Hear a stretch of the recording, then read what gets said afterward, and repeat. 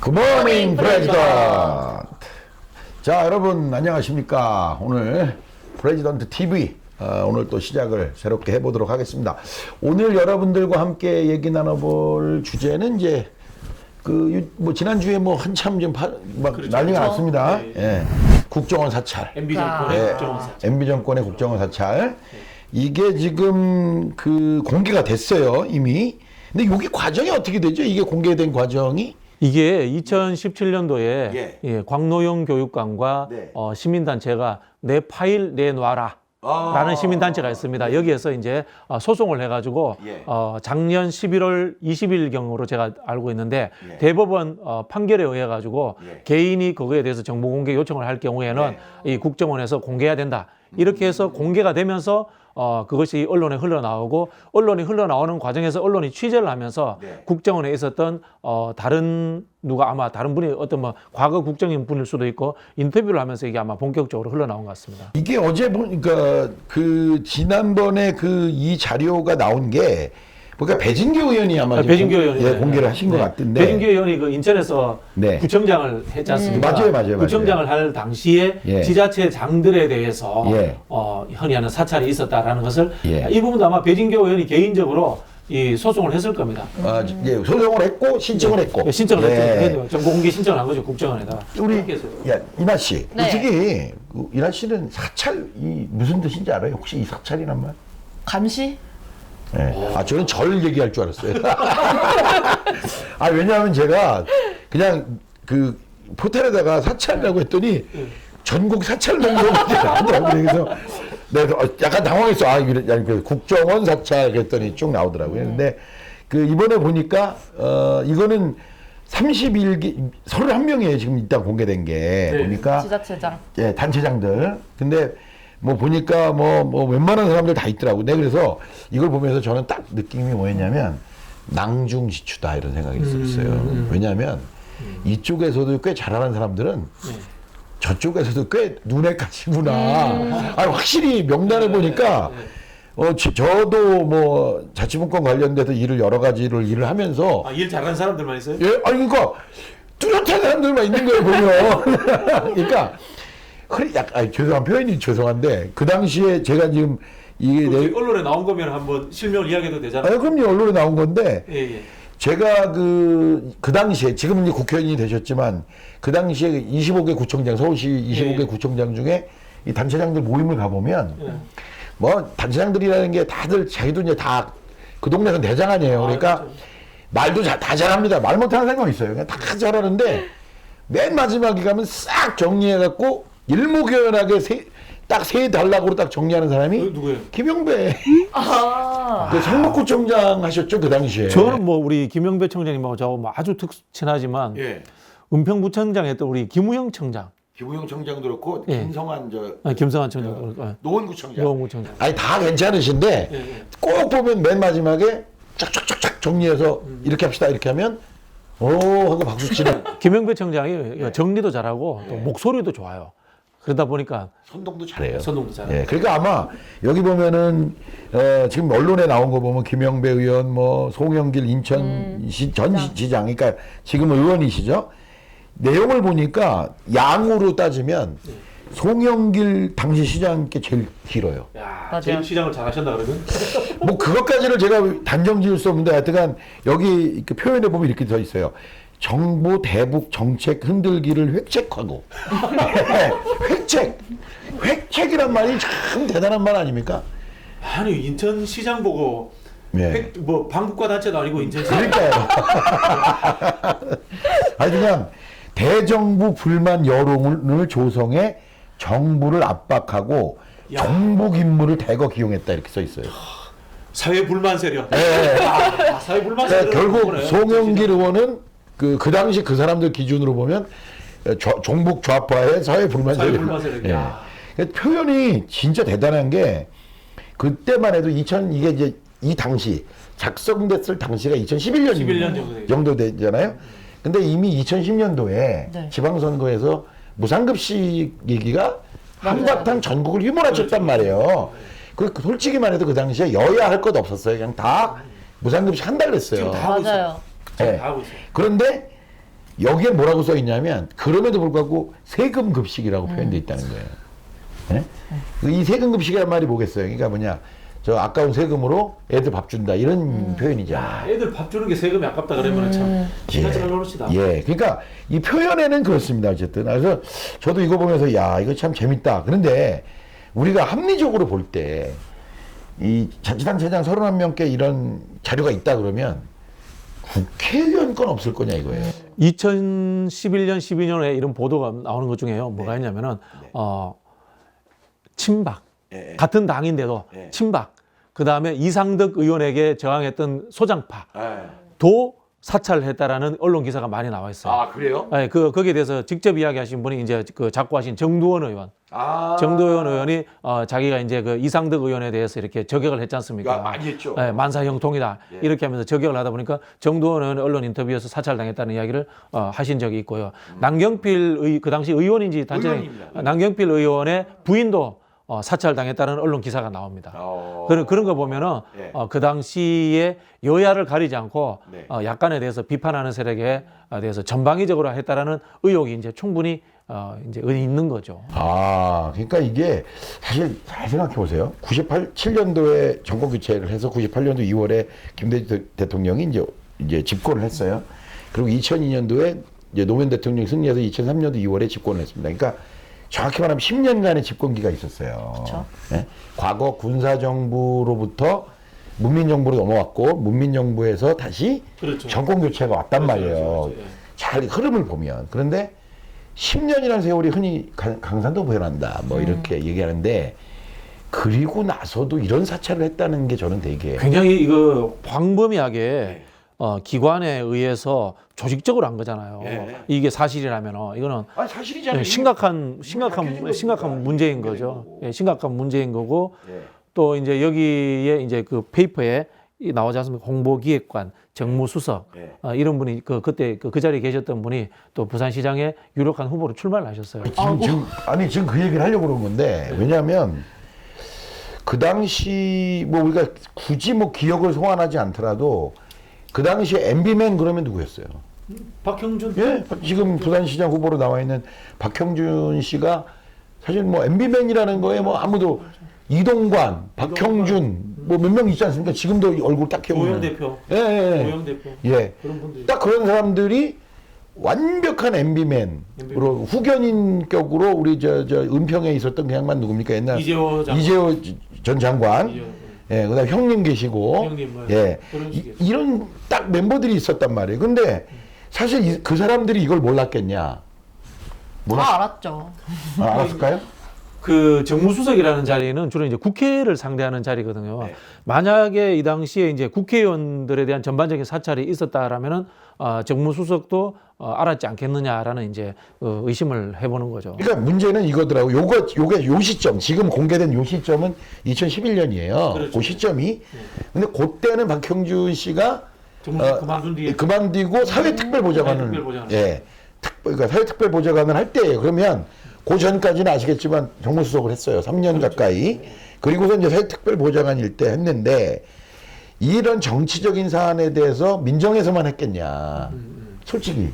그럼요. 예? 민정에서만 했겠냐. 이 민정이라는 데가 잘 아시겠지만 지금까지 대한민국 민정수석의 그 위치가 뭡니까? 우병우 보면 알죠. 우병우. 예, 딱 보면 정답입니다. 그러니까 검찰을 한 손에 쥐고 그다음에 국정원과 검찰을 이 양손에 쥐고서 모든 권력을 사실상 통제하고 제어했던 거죠.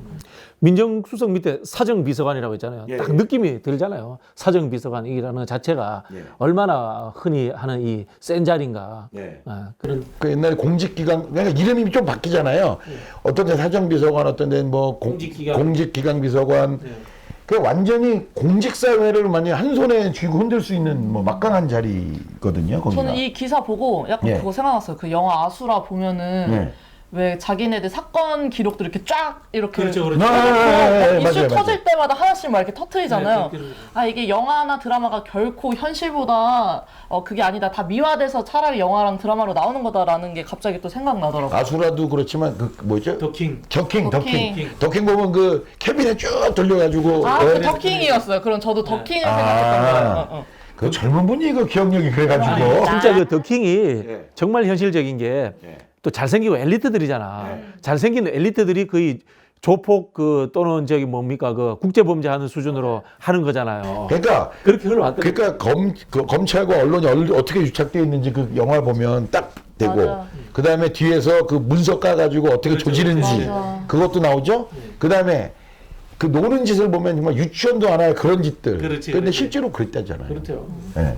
아니 저는 대한민국 최고의 엘리트가 나오는 영화에서 물론 영화지만 거기서 점쟁이한테 가서 맞아. 누가 될 거냐. 누가 대통령 근데 될지 저는 모르겠지. 그걸 보면서 감독이 어떻게 저런 수준으로 찍었나 했는데 나중에 그걸 본 어떤 분이 그게 뭐 똑같진 않겠지만 그걸 잘 모르시는구나. 예. 서초동에 변호사 사무실도 많지만 점집이 엄청나게 많아요. 오. 아 서초동이에요? 서초동에 점집이 엄청 많아요. 몰랐습니다. 네, 서초동에 점집이 엄청 많고 잘 맞힌대요. 아. 아니 근데 이게 원래 이 정쟁이라 이런 거예요. 이제 오늘 토종 비교를 봐주잖아요. 너 올해 저 물 조심해라. 예? 근데 얘가 우리 연말에 살았어. 그거 왜 살았어?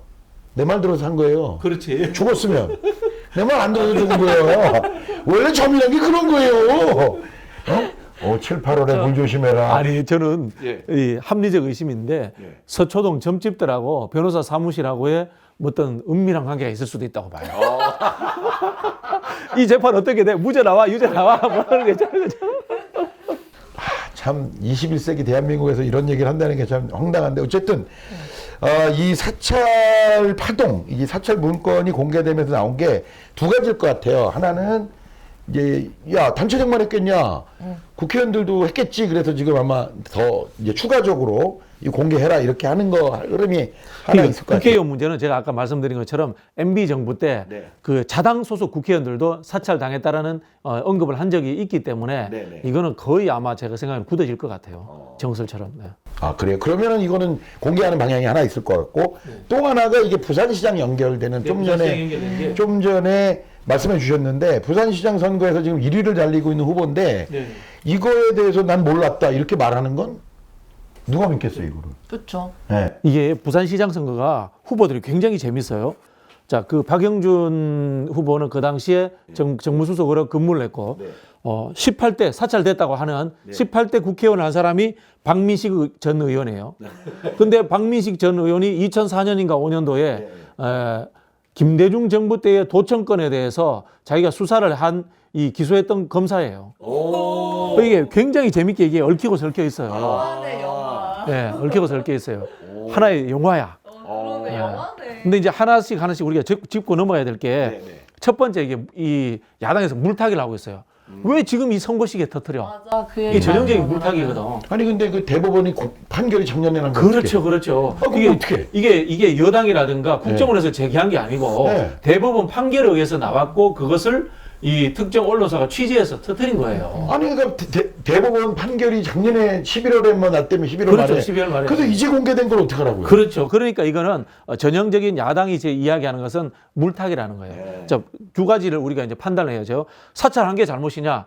지금 터진 게 잘못이냐? 사찰이 훨씬 나쁜 거죠. 요새 학폭도 엄청 많이 터지잖아요. 그렇지, 옛날 것도 터지는데 그럼 학폭도 그러면 우리가 그러면 맞아. 그 여당에서 그러면 시기적으로 음모를 꾸며서 그럼 터뜨린 거예요? 이게 말도 안 되는 물타기 전략이라는 것이고, 그리고 실제로 이제 국정원에서도 이야기를 하는 게, 정 그렇다면 선거 이후에 오픈하자라는 이야기를 국정원에서도 이야기를 해요.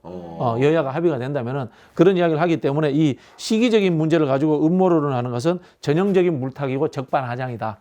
이렇게 보시면 될 거예요. 그 다음에 또 하나 야당에서 박민식 의원이 기자회견까지 하면서 주장한 것. 무슨 소리냐. 김대중 정부 때도 도청하고 다 했다. 내가 거기에 대해서 징계하지 않았느냐. 맞습니다. 그 당시에 도청이 있었던 것 같아요. 거기에 대해서 했는데 2005년 이후에는 없는 거예요. 그러면 노무현 정부 때는 없었다는 거예요. 조직적 도청이라는 건 전혀 없었다는 거고. 근데 거기에 대해서 또 누가 문제 제기를 해. 노무현 정부 말기에 곽상원 변호사, 노무현 대통령 사위. 예, 사위에 대해서 사찰이 있지 않았느냐. 그런 이야기를 제기를 하는데요. 그건 뭐냐면 국정원이 한 게 아니고요. 원래 민정수석실은 대통령 친인척에 대해서 관리를 하게 돼 있습니다. 맞습니다. 그런 부분에 대해서 민정수석실의 고유 업무를 한 것이지 이것이 민간인이라든가 타자에 대한 사찰은 절대 아니라는 것에 대해서 제가 여기서 단정을 지어 놓겠습니다. 민정수석실에서 하는 그 가족 관리. 그렇죠. 예. 우리나라 옛날엔 우리 이나 씨 잘 모를 때인데 그건 잘한 거예요. 민정수석실. 아니 잘한 거죠. 옛날에는 그 대통령 친인척들이 엄청나게 해먹고 그랬거든요. 혹시 그런 얘기는 잘 모르시죠? 정경환. 예. 전두환 대통령 동생이 예?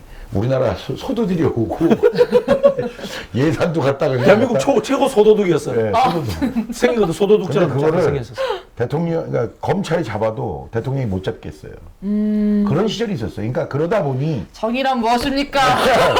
그러다 보니 청와대의 민정수석실에서 가족을 관리해야 된다. 그래서 가족들이 함부로 이권에 개입하거나 이런 걸 못하게 이제 철저하게 막으려고 하는 노력들이 있는 거기 때문에 그 곽상원 변호사 얘기는 뭐 우리가 할 얘기가 아닌 거고요. 조선 시대에도 종신들이 정치에 개입 못하게 했잖아요. 그럼요. 예, 철저하게 못하겠죠. 네, 되게 또 약간 빠진 얘기인데 박근혜 전 대통령께서 약간 또 인기가 있었던 것도 난 가족이 없다. 해먹을 사람이 없다라고 맞다. 그런데 가족보다 더한 친한 사이가 있었던 네. 거야. 그러니까요. 야, 우리가 그걸 몰랐지. 가족만도 못할 걸 좀 생각했는데 가족보다 더한 가족보다 그걸 더한 몰랐지. 관계를. 그럼요. 네, 제가 그 국민의힘 쪽에 의원들한테 물어봤어요. 최순실 존재를 알았나? 그러니까 알았대요. 안 사람 많더라. 안 사람이 많은데 최순실이 그런 정치적 조언하고 뭐 오방떡 비슷한 거 이런 거 하고 그럴 줄은 몰랐다는 거예요. 그냥 와서 이제 같이 드라마 보면서 이제 스트레스 풀어주고 이 정도 일을 할 관계인 줄 알았는데 그 이야기를 하더라고요. 그러니까 심리 경호라는 게 말이 있잖아요. 네. 그러니까 대통령이라는 자리가 워낙에 이제 과중한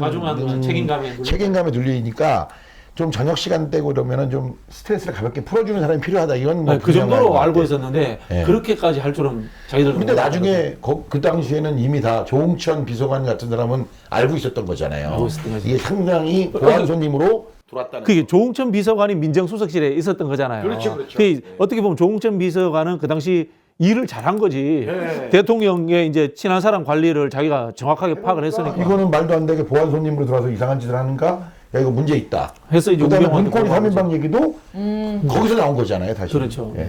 아이고, 어쨌든 이번 그 국정원 사찰 문건으로 인해서 아주 뭐 지금 좀 뜨겁긴 합니다만 저는 분명하게 좀 짚고 넘어가야 되는 그 박형준 후보에 관련된 이 책임 문제. 이거는 뭐 벗어나지 못할 게 하나 있고 또 하나가 제가 지금 기억나는 게 그 당시 우리 도울 선생이 도울 선생이 이런 얘기를 했어요. 대통령이 직보받지 않는 정보를 누가 취합하겠냐 이런 글을 한번 이 언론에 쓰신 기억이 나요. 그게 무슨 말이냐? 노무현 대통령이요. 국정원의 직보를 받지 않았어요. 맞아요. 네, 선언했어요. 나는 국정원으로부터 직보를 받지 않겠다. 국정원장 독대도 없애겠다. 근데 이게 이제 두 가지를 불러온 거예요. 뭐냐? 이제 그 당시에 도울 선생이 한 말은 국가정보기관이라는 건 어느 나라에나 필요한 건데, 비록 우리가 볼 때는 좀 문제가 있지만, 필요한 건데, 거기 정보원들이 대통령이 읽지도 않을 글을 뭐 하려고 쓰겠냐라고 하는 이제 문제제기였던 건데, 노무현 대통령의 확고한 생각은 어떤 거였냐면, 이거를 자꾸 내가 직보받는다라는 걸 주니까 얘네들이 자꾸 사찰을 더 하는 거야. 왜? A만큼, 그러니까 50만큼만 보고하면, 에이, 별로네? 이랬는데, 다음날 약간 무리해서 70만큼 보고하니까, 이놈이 이랬단 말이야? 점점 세져서 나중에 120%, 150%를 하게 되는 이 정보기관의 속성이 있어요. 그렇죠. 자기 조직 확대 재생산. 그럼요. 뭐냐면 원래 법외로 하면 50만 봐야 돼. 왜냐면 동향 보고를 안 할 수는 없으니까 기본적인 동향을 한단 말이에요. 근데 얘가 저 움직이네. 그러면 법에는 요까지만 따라가게 돼 있는데 들어가게 되거든요. 왜? 위에서 관심을 가지면 들어가게 되고 이것이 불법으로 가고 이것이 관행화되고 당연하게 그걸 못하는 사람은 국정원장은 막 80까지 왔는데 넌 자식아 85에 와야지 이렇게 되면서 사실은 정보기관들이 과잉하게 되는 이게 결과가 가는 거거든요. 근데 노무현 대통령이 그걸 명백하게 천명하면서 사실상 우리 사회에서 국정원의 민간인 사찰은 이제 없어지지 않았냐 이랬는데 이게 이렇게 되니 그러니까요. 그럼 10년이 지난 건데. 그래서 이번에 이제 국정원법 이제 개혁이 되면서 네. 국정원 장치가 이제 국내 정보 파악을 아예 안 하도록 해버린 거죠. 네네. 이게 조금 제가 이제 인수위 때 그쪽 파트 있었거든요. 그렇죠. 그래서 이제 조금 말씀을 드리면 김병기 의원이 제일 정확하게 그 상황에 대해서 이야기를 한 거예요. 국정원이 뭐예요? 안에 누가 있어요? 제임스 본드가 있는데요. 제임스 본드가 있는데요. 굳이 쉽게 쉽게 얘기하면 그 MI6에 제임스 본드 007이 있는 데인데 007이 외국 다니면서 하는 게 다 불법이에요. 그렇죠. 살인 면허잖아, 00이라는 게. 네. 외국 가서 이제 첫 암살도 하고 있지 않습니까? 온갖 나쁜 짓을 불법적인 일을 하는데 그거를 국내에도 적용시키면 어떻게 돼요? 말이 안 돼. 국내에서 불법을 하라는 소리잖아. 네. 그래서 아예 그 국정원은 국내 이 일을 정보 못하게. 일을 아예 못하게 하는 게 맞다라고 김병기 의원이 정확하게 제대로 말씀을 하신 거고요. 그리고 우리나라에서 정보는 경찰이 압도적으로 제일 많아요. 그럼요. 그런데 경찰이 갖고 온 정보를 과거는 국정원이라든가 검찰이 다 받아봤단 그렇죠. 말이야. 그럼 뭐냐면은 가공을 하게 됐어요. 아까 우리 이 KFC 말씀하신 것처럼 그걸 못하게 아예 막아버려야 되는 거예요. 그래서 정보라는 것은 분리돼서 오게 해야 되는 거고 검경 수사권 조정 문제도 그래서 또 굉장히 또 중요해요.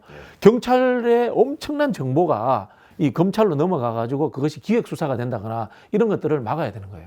근데 경찰 정확하신 말씀이고 경찰 정보도 수사 정보인 게 가급적 국한하는 게 좋습니다. 예. 경찰 정보도 너무 많아요. 예. 왜냐하면 예를 들면 제가 누가 만났어. 굳이 왜 알아야 돼? 근데 그게 마약 거래가 정황이 의심돼. 그럼 추적하는 게 맞죠. 근데 그건 상당 수준 저건 마약 거래일 확률이 높을 때 하는 거지.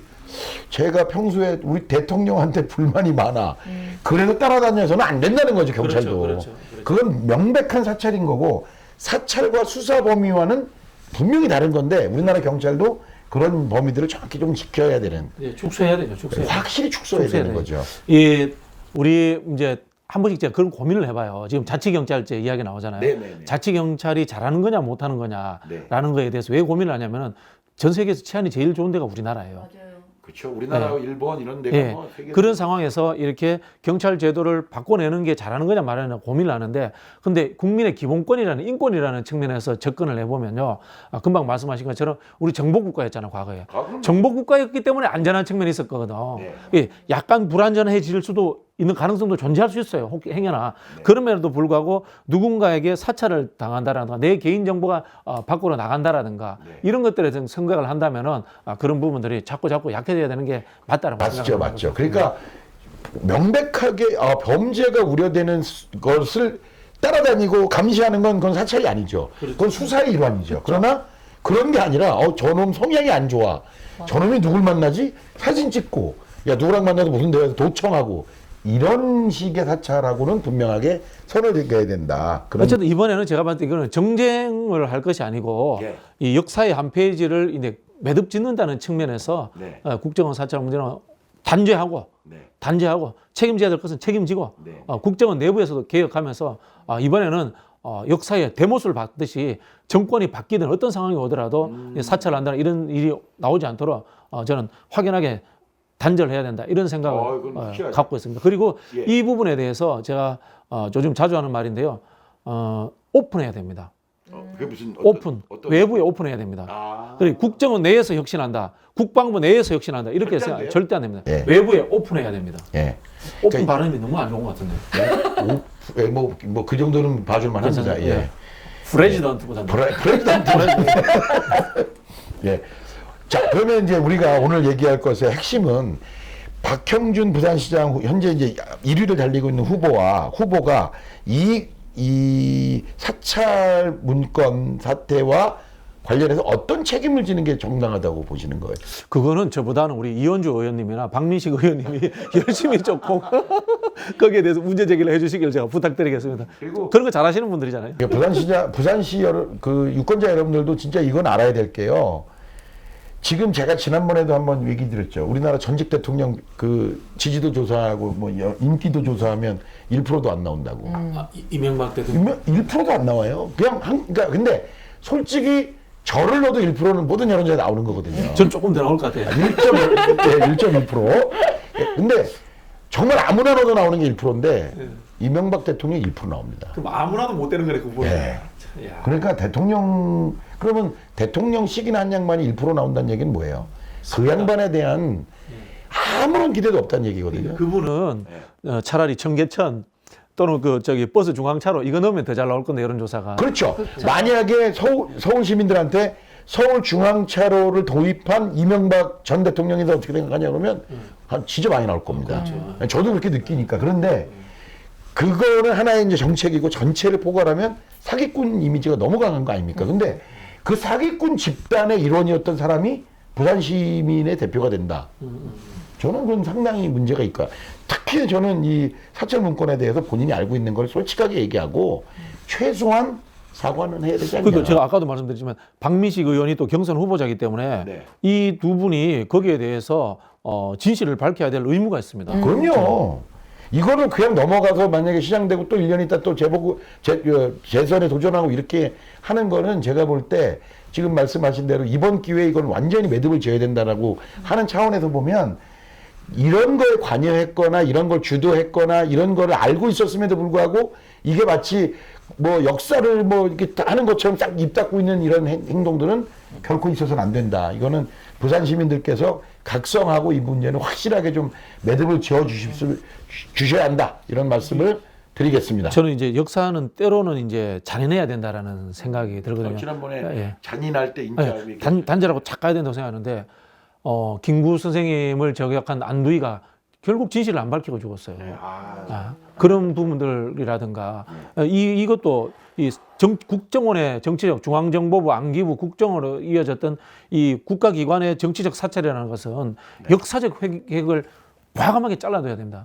여기에서 어떤 사람이 조금 상처를 받더라도 저는 그것까지 감수하고 좀 깔끔하게 정리했으면 좋겠습니다. 제가 지금 아까 너무 잘 말씀해 주셨는데 국정원이 왜 정보기관으로 가야 되냐에 대해서는 제가 보고 정말 공부한 게 여러분 유튜브에서 김병기 의원 치시면 그때 필리버스터 있죠. 필리버스터 때 꽤나 길게 해야 되잖아요.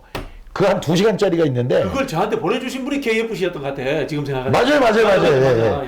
제가 그걸 보면서 전 김병기 의원의 솔직히 말해서요. 저 양반이 국회의원으로서 도대체 뭐 하는 사람이야 이렇게 생각했었어요. 나라에 큰일 나시는 거예요. 네. 그 정도면. 진짜. 꼭 보세요 우리 이나 씨도. 지금 메모했습니다. 메모. 그 나는 그분이 워낙에 존재감도 없고 그래서 뭐 잘 모르니까. 그런데 그 필리버스를 보고 제가 이 양반 하나가 국정원을 정상화하는 역할만 해도 나라에 진짜 큰일 나는 거다. 그게 국회의원이에요. 네. 평소에 동네 다니면서 저 할아버지 할머니 재배하는 게 국회의원이 아니고 맞아요. 국정원의 정상화를 본인의 임기 8년간에 만약에 앞으로 뭐 12년을 할 수도 있지만 그렇죠. 김병기라는 한 국회의원이 자기 임기 동안 국정원을 정상화시켰다. 이거는 정말 우리나라 역사에 남을 일이죠. 좀 더 하자면은 이건 좀 그건데 우리나라 국정원도 뭐 MI6, CIA처럼 세계적인 그 대형 이런 거 아니 우리나라도 이제 내부와 외부로 나누자면 저는 국가수사본부 이번에 얘기 나오는 그게 내부로 가고 그렇지. 국가수사본부는 FBI인 거죠. FBI로 가고 FBI지. 이건 CIA로 가는 게 맞다. 네. 그렇게 나누면 되겠다. 지금 국가수사본부를 만드는 이유도 우리 일반 시민들이 굉장히 헷갈려 하는데 경찰의 임무라는 게 우리는 다 그냥 도둑놈 잡는다라고 막연하게 생각하지만 방범 있죠. 교통사고 처리해야죠. 경찰 행정 처리해야죠. 이런 처리가 있고 진짜 수사해야 될 일이 있거든요. 정보 수사 이런 게 할 필요가 있는데 그런 수사를 경찰서장 한다고 빼주고 이렇게 하는 사실 그러니까 지금 그렇다는 게 아니고요. 예전에 예를 들면 저만 해도 그렇잖아요. 예를 들면 제 아들이 새벽에 뭐 친구들하고 술 먹고 쌈났다. 그러면 사전에 개팔춘이라도 찾아서 뭐 경찰서 형사과장이라도 찾는 거 아닙니까? 그렇죠. 전화해서 우리 아들이 말이야 뭐 이렇게 되는 건데 아예 그런 경찰의 일반 기능과 수사 기능을 완전 분리시켜서 수사의 만큼은 절대로 누구도 개입하지 못하게 국가수사본부가 전체를 지휘하고 나머지는 일상적으로 교통 정리하고 딱지 끊고 뭐 신호등 관리하고 이런 것들은 일반 경찰들, 그러니까 지금 말씀하신 자치경찰로 넘겨주는 이런 기능에 사원하죠. 국외에서 불법적으로라도 국익을 지키는 건 CIA가, KCIA가, 국가수사본부는 국내 정보와 국가수사, 그다음에 자치경찰은 우리 시민들의 치안. 이 세 개로 나눠지는 게 가장 그게 우리나라 옛날에도 드라마에도 있었어요. 어떤 거죠? MBC에서 수사반장 했거든. KBS에서 113 수사본부 했거든. 수사반장은 이제 강력범죄들 잡고 하고 113 수사본부는 간첩들 잡는 거였거든요. 이미 방송에서 40년 전에 그런 예상을 했던 것 같아요. 그것도 그 당시 저기 뭐야 수사반장은 최보람, 113 수사본부장은 오지명. 50명 맞습니다. 그러니까 이렇게 지금 가고 있는 거라서 오늘 여러분들께서 국정원 사찰 명단을 계기로 오늘 뭐 부산시장 선거 얘기부터 국가정보기관이 어떻게 가야 되느냐까지 다양하게 얘기를 나눠봤습니다.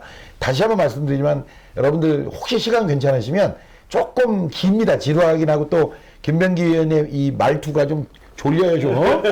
그런데 저는 그거 보면서 왜 미국의 CIA가 수사권이 없는지 심지어는 이스라엘의 그 유명한 모사드도 수사권이 없어요. 왜 국정원이 수사권을 가져서는 안 되는지를 거기서 배웠어요. 처음에 이해를 못했거든요 저는. 아니 간첩 잡는데 수사권이 없으면 어떡하지? 근데 김병기 의원의 말을 보고 왜 이스라엘이 그 모사드에게도 수사권을 주지 않는지 그렇게 했다가는 국내 정치와 어떻게 연관되는지를 정말 공부할 수 있었습니다. 한번 여러분들 참고를 하시면 여러 가지 상식을 키우고 국가정보기관의 정확한 위상, 역할 이런 것들을 배울 수 있는 좋은 계기가 되지 않을까 싶습니다.